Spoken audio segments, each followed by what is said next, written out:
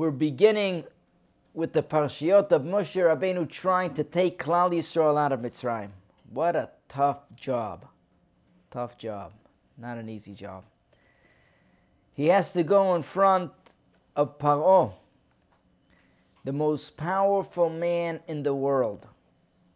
And he's got to convince him to take the Jews out of Mitzrayim. Very tough job. He begins this job and he tells Paro, let my people go. I want them to serve me, to serve HaKadosh Baruch Hu. And what happens? Paro says, listen, obviously you guys have too much time on your hands.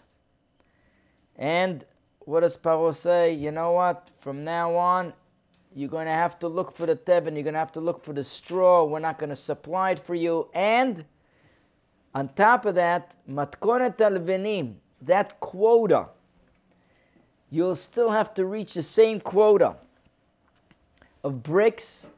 I'm not going to ease it on you. So all of a sudden, Paro tightens the screws. Moshe Rabbeinu is thrown off guard. HaKadosh Baruch Hu sent Moshe Rabbeinu to accomplish a mission. What would you expect? If God sends us, right, to accomplish a mission, we would expect it to go easy, right? Hey, I got God, guarding my back. Nothing should ever go wrong. Moshe Rabbeinu realizes that now Paro not only tightened the screws, he became extremely tough in the Jewish nation. Nirpim atem nirpim. You're lazy. You're relaxed. That's why you want ways out. You're finding when a person doesn't have, is not occupied all the time, all of a sudden he finds excuses why he can't get things done. But when he's occupied all the time, it's like, the saying goes, give something to a busy man, he'll get it done. Give it to a person who has time, forget about it. You'll get a lot of excuses. Paro says, this is what's going on over here. These people obviously have some time on their hands. It's no good. No good. And he makes their job that much harder. Moshe Rabbeinu sees this.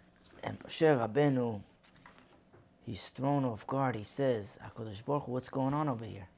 Lama areota la'am hazeh lama zeh shilachtani. Why did you do bad to this nation? Why did you have to send me? Leave me alone. Leave them alone. HaKadosh Baruch Hu, you're Hakol Yachol. You're able to do everything. I thought when I'm coming to Paro with your word, I'm okay. Everything is going to go smooth. But all of a sudden, it doesn't. It's very interesting. It says HaKadosh Baruch Hu was upset at Moshe Rabbeinu. HaKadosh Baruch Hu was not happy with him. When Moshe Rabbeinu complained, HaKadosh Baruch Hu was not happy with him. What does he say? He says, Va'ero el Avraham el Yitzchak el Yaakov. I appeared to Avram, Yitzchak, and Yaakov. And what does Rashi say? Chaval al de'avdin ve'enam ishkachin. Woe to the ones who have died but will never be forgotten. Why? Avram Avinu, I promised him Eretz Yisrael. I said it was yours. And Avram Avinu comes to Eretz Yisrael, and unfortunately Sarah dies, and he's got to pay top dollar to Ephron to purchase the land. He could have complained to me, God, you gave me the land. The land is mine. I got to now pay for it? How does that make sense? Did you give it to me or did you not give it to me? And he doesn't complain. Yitzchak, the same thing, comes to Eretz Yisrael, and he's supposed to get the land. Right? Yet in order to go ahead and get water, what does he have to do? He has to deal with the Plishtim. He has to deal with the Philistines. Not easy for him. Doesn't complain. Doesn't complain. Yaakov Avinu, the same thing. He's looking for a place to pitch his tent. Right? He ends up having to buy from Hamor ben Shechem for 100 ksita, which is an amount of money, a large amount of money, a place, a spot to pitch his tent. And he doesn't complain. Moshe Rabbeinu, yes, I sent you on a mission, but who says it's supposed to be smooth? Who says it's not supposed to be with a lot of stumbling blocks? Lama hareota lama zeh, all of a sudden you start complaining. What are you complaining about? You're not like Avram, Yitzchak, and Yaakov. That's a stark rebuke. That's tough, right? But the Mefarshim ask a very powerful question. How could you compare the two? How could you compare Avram, Yitzchak, and Yaakov's situation to Moses' situation? Avram, Yitzchak, and Yaakov, they're promised that they're going to get the land, but they understand that they're going to get the land, that the nation of Israel is going to get the land. So they themselves, as they're going through it, you're right, they're going through it and it's very, very painful. But the pain is personal pain. Moshe Rabbeinu is an advocate for all of Klal Yisrael. He's not advocating on his behalf. He could tolerate all the pain. He's not a weakling. He's a tough guy, Moshe. But I'm advocating on Klal Yisrael's behalf. My complaint is not for me. So how could you complain? How could you compare the two? Not only that, we see Moshe Rabbeinu putting his neck out for Klal Yisrael many times. We see him putting his neck out when it comes to the Egel, and HaKadosh Baruch Hu says, you know what, I'm going to destroy all of Klal Yisrael, I'm done with you guys. What does Moshe say? You erase me from your book. God, I want to have nothing. If you're going to harm this Jewish nation, I will have nothing to do. I don't want to be in the Bible. I don't want to be in the Chumash. So we see Moshe Rabbeinu does stand up for Klal Yisrael. And yet, only here, HaKadosh Baruch Hu gets angry. Why? What's the difference here? Why does HaKadosh Baruch Hu get upset over here and over there? He's okay. He acquiesces. He takes Moshe Rabbeinu's threat, so to say, very seriously. And he doesn't erase Klal Yisrael. He keeps them alive. What's the difference? The Mefarshim say that where Moshe went wrong over here was the choice of words. Lama hareota lama zeh. Why did you do bad to this nation? Moshe, excuse me, I don't do bad. You may not see the good that I'm doing. You may not understand why I'm doing this. But you're saying it's bad? That I can't tolerate. That's when I'm upset. Advocating on the Jews' behalf, of course, I admire that. That's amazing. You're putting your neck on the line for Klal Yisrael. Amazing. But the moment you said, why'd you do bad? You stepped out of line already. That already, Moshe, you're not thinking now. You have the same thing with Yaakov. Yaakov, when he meets Parai, what does he tell him? He tells him that my days are me'at v'ra'im. They were little, they were few, and they were bad. They were bad. And it says because of that, HaKadosh Baruch Hu shortened his life. Yaakov, you want to tell me your days were bad? Yaakov Avinu was supposed to live 180 years. He ended up living 147. He lost 33 years of life. Equivalent to the 33 letters that he said when he said Me'at V'Raim. My days did not reach the days of my fathers. He gets punished. 33 letters are off. Why? HaKadosh Baruch Hu has the same complaint to him. You're telling me your days were bad? Look what I've done for you. I saved you from Esav. I saved you from Lavan. I gave you back Dinah. I let you find Yosef. How could you tell me they're bad? How could you tell me they're bad? Now you say to yourself, are you kidding me?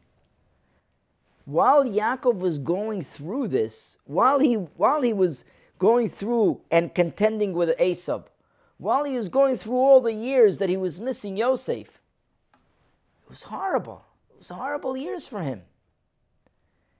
But in reality, HaKadosh Baruch Hu says, I paved the way for greatness.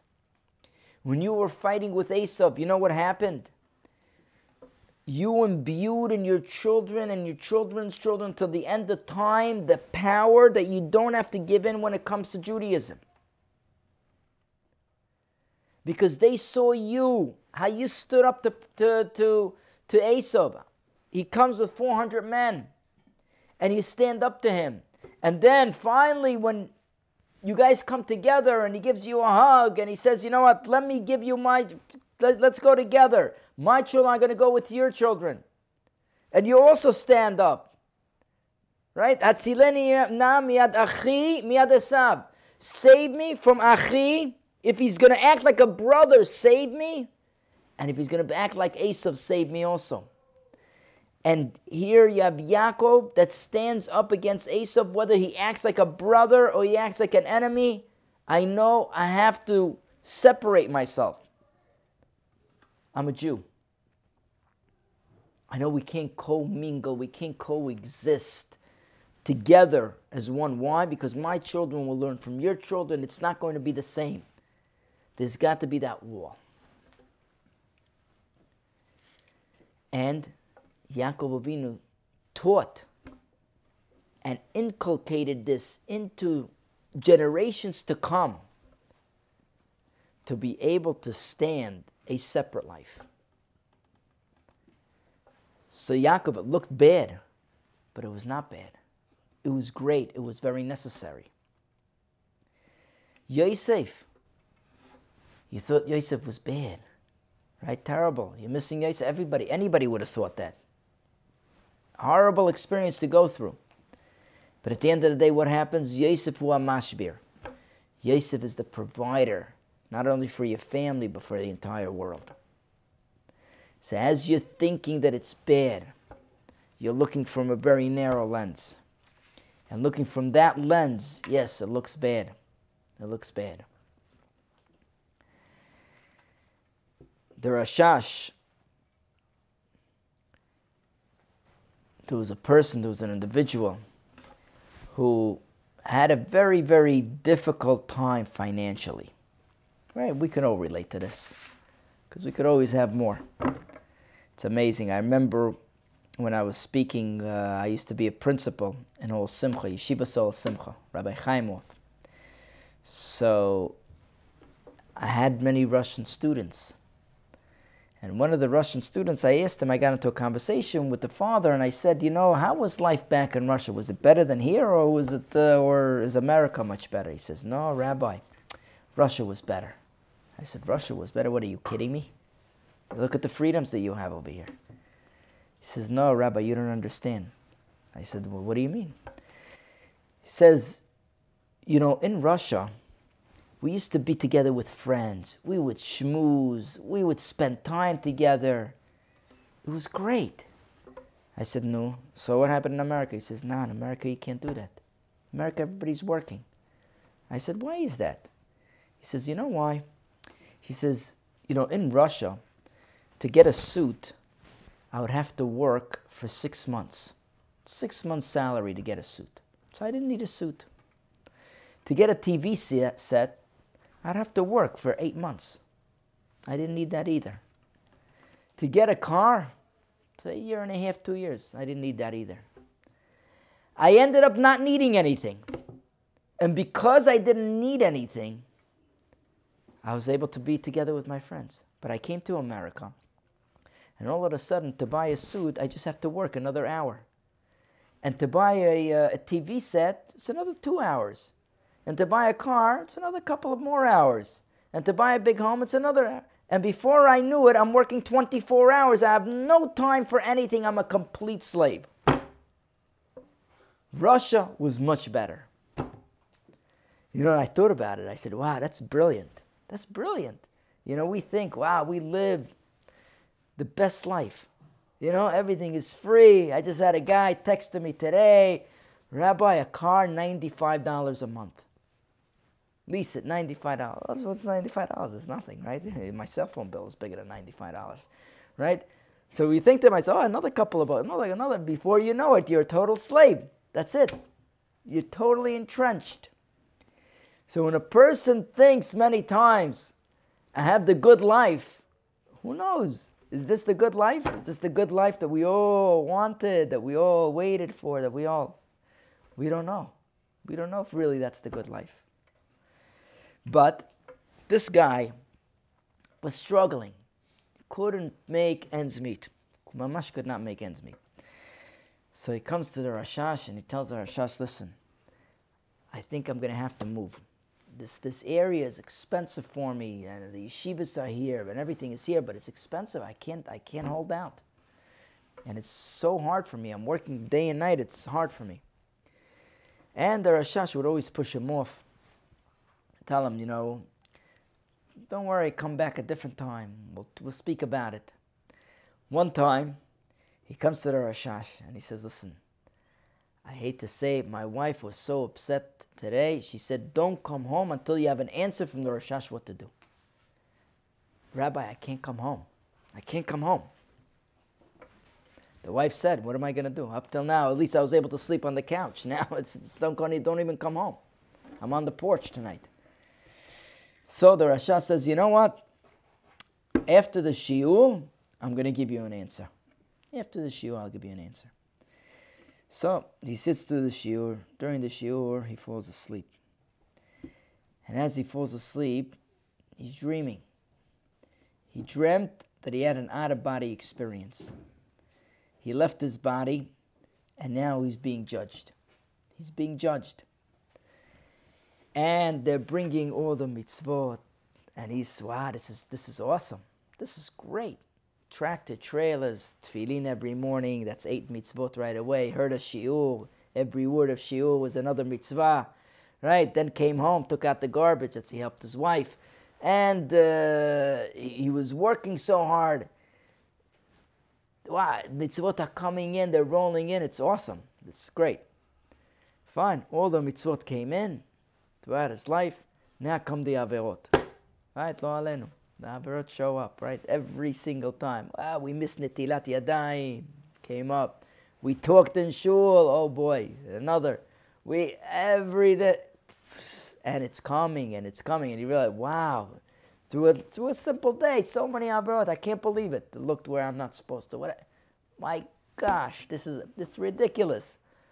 This is like a world. He realizes it's a world full of traps. I can't believe it. Wherever I turned, I got trapped over here.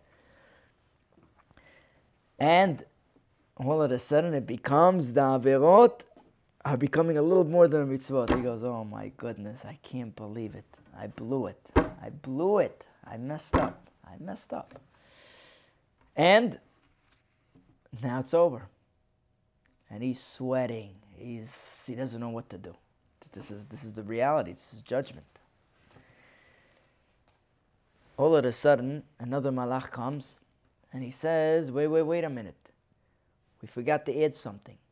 There's all the pains and all the troubles and all the headaches he went through and the brain damaging job that he had to deal with, and now it's all coming in, and they're starting to weigh it, and they're starting to weigh all his difficulties and the hard job and the morning till evening and dealing with everybody and customers, and you know how customers can be, and everything put together. And he sees the scale almost tipping to even. And he begins to scream, God, why didn't you give me a little bit more trouble, a drop more? You couldn't give me another ingrown toenail, another loss of money over there, another, that's it, you have to stop right here, I'm even. A drop more, I would have been ahead. And he's screaming and he's screaming. And he's upset. God, what did you do? Why did you do bad? You couldn't give me one little more trouble, another, another flat tire. And he's upset. And finally, from his screaming, he wakes up. He wakes up and he realizes, hey, I'm in the shiur. Right after the shiur, the Rashash goes over to him and it tells him, so you asked me a question about moving and not moving. So he says, no, Rabbi, listen, no, I'm not moving anywhere. I'm here. It's okay. I know I got to deal with no money. I know tonight my wife is gonna hassle me again. She's gonna drive me nuts. But this is it. I'm staying right here. I got my answer already. And that was the power of the Rashash. He had extreme power that even, he was able to pull strings that in Shamayim a person would give him, a person would get the answer. But what's the idea? That we go through life and we think that many times HaKadosh Baruch Hu is doing an injustice. Every person walks around like, hey, I got a raw deal. I got a bad deal in my life. Right? And we think that this is, somehow God forgot about us. But we don't realize that everything is tailor-made. Everything is tailor-made. Our wife is tailor-made. Our kids are tailor-made. Our job is tailor-made. Everybody around us, you're sitting next to a guy in shul, you got to deal with his dirty tissues and his whatever is, and you think, hey, what's this all about? What's the reason for this? And the truth is, it's all exactly tailor-made, so we should be able to, it brings the best out of us. It brings the best out of us. And not only that, even the suffering that we go through in dealing with people, it's all for our benefit, right? You're in shul, right? There's a lot of politics. Right? It's hard to do a good thing. You do a good thing, you get 50 opinions, right? Try to be a gabbai for 2 weeks. It's not easy. It's not easy. Everybody will have an opinion, and why you came late, and what did you do, and you gave him, and you should have given the other guy. Where's your mind? What are you thinking? This one had a child, and you forgot. Everybody will give you a hassle. And you're thinking, what do I need this for? No, but that's the opposite. Just the opposite. That pain is a tremendous gain for us. It's a tremendous gain. And we should know that HaKadosh Baruch Hu doesn't give us a test that we cannot pass. Where do we see it? We see it from this week's Parsha. HaKadosh Baruch Hu, think about it. What does Moshe Rabbeinu tell Pare? I want to leave. I want to go. Moshe, how long do you want to go? I want to go for 3 days. What do you plan on doing after 3 days? We'll return. We'll come back. We'll be slaves. We'll be nice people. What is Moshe Rabbeinu thinking in back of his mind? He knows that he's leaving and it's for good. Gentlemen, I ask you a simple question. You're talking about Moshe Rabbeinu. Moshe Rabbeinu, HaKadosh Baruch Hu's got his back, right? God has got his back. What is Moshe Rabbeinu scared? Tell Paro, I want to leave and I'm not coming back. Why trick the guy? Tell him straight out. This is my plan. It's over. We're out of here. I had a very powerful question. Very powerful question. So Al-Shech HaKadosh says something very interesting. He says HaKadosh Baruch Hu doesn't give anybody a test that he can't handle. Paroi was able to handle, this was a test for him. Okay, you know what, I'll leave the Jews, let them go for 3 days, that I can handle. It's very tough on me, very tough, but I can handle that. I can handle that. To let the Jews go permanently, Paroi couldn't handle that. HaKadosh Baruch Hu says, that's an unfair test.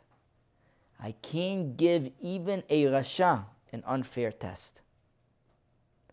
And that's something that's so powerful. Why? Because we get tested. And a lot of times it's so heavy. You know, everybody in life is carrying a baggage up a hill. Nobody's exempt. Everybody's carrying a heavy load up a steep, steep mountain. And our job is to get to the top of the mountain. Right? And it's difficult, and it's hard, and it's really overwhelming many times. But we always have to remember that even to Paro, even to a low dictator, HaKadosh Baruch Hu said, I'm not going to give him something that's too much for him to handle. I'm going to go up to that point, up to the limit, but I'm not going to go past that line. And therefore, he never told him, let my people go out for good. Let them go for 3 days. 3 days, that was something that Paro was able to tolerate. So Moshe Rabbeinu, when he tells HaKadosh Baruch Hu, why did you do bad to this nation? That got HaKadosh Baruch Hu upset. HaKadosh Baruch Hu says, I don't do bad. What's the reason I created this world? I created this world for one purpose. What do I need this whole world and politics and wars and problems? And why? Why did HaKadosh Baruch Hu create this world? Says the Mesilat Yesharim right in the beginning. He says, the only reason I created this world is because I am intrinsically good. HaKadosh Baruch Hu is the definition of good. And how do you do good without a recipient? If there's nobody there to receive that good, you're not by definition good. If there's somebody there to receive that good, then by definition you could be good. So HaKadosh Baruch Hu creates a human being so he could give him good. But in this world we're not meant to get the good. This world, every enjoyment that we get in this world is just for the purpose of keeping us going. But it's not for the purpose of enjoyment. Because every enjoyment in this world is so small. Think about it.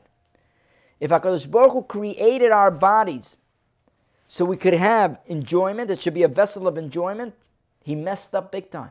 What a bad job. Very bad job he did. You know why? Because if he would have created our bodies in order for it to be a good vessel for enjoyment, we should be able to enjoy a steak sandwich for 2 years. Why is it only for 15 minutes? We should be able to enjoy any type of enjoyment that we have is so short-lived. Take any type of enjoyment. It's a couple of minutes and it's done. The enjoyment is out the window. So what's the purpose of the enjoyment? It's just to keep us going. HaKadosh Baruch Hu made us be able to taste good food, so we'll want to eat it. Otherwise we won't eat for days, we'll die. Therefore he made all different types of colors and everything is beautiful, right? To encourage us to eat, to survive. But if you think that's the enjoyment itself, is for that purpose, the enjoyment expires right away. We will have a tremendous letdown. So HaKadosh Baruch Hu says, your body I created for one purpose. So you could go into this world, and it's Olam HaAsiyah, it's the world of deeds, and you could accomplish as many deeds as possible, learn as much Torah as possible, and then in the world to come, that's when you're going to get endless happiness. Endless. It doesn't stop. It's not like in this world, your body can't tolerate so much happiness. Everything is fleeting. Every joy is fleeting. So HaKadosh Baruch Hu tells Moshe Rabbeinu, you want to advocate on behalf of Klal Yisrael? I'm happy. I admire that. I listen to you. I like to hear your cries that you're crying on behalf of Klal Yisrael. But when you use the words, Lama hareota, why did you do bad? I never ever do bad. I don't do bad. Now, of course, we could point to times in history which we won't have answers to, that it looks horrible. We as human beings have no answers for that. But at the end of the day, we see that HaKadosh Baruch Hu gets upset at Moshe Rabbeinu, because seeing it from his perspective, from God's perspective, there's never anything that God does bad. And this is something we should always carry around, especially when we go through a tough time. We should remember that at the end of the day, we don't know how, we don't have all the answers, but we should trust Him that at the end of the day, even the most horrific situation is for our benefit. Thank you for listening, and I wish everyone a good Shabbos.